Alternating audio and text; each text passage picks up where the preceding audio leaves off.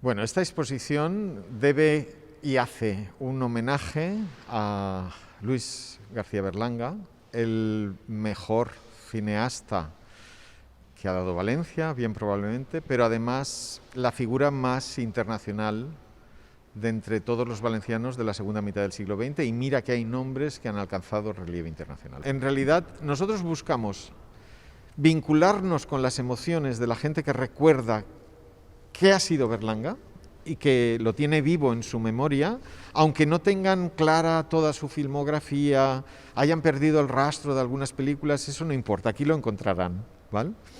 Y también nos interesa el nuevo espectador, que podría ser de películas berlanguianas, para que se interese por esto.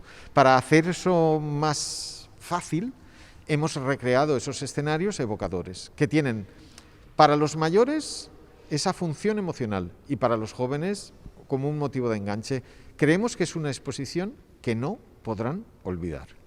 Como si fuera, en realidad, hemos construido un plató donde Berlanga hubiera filmado a la vez buena parte de sus películas. Más o menos es así.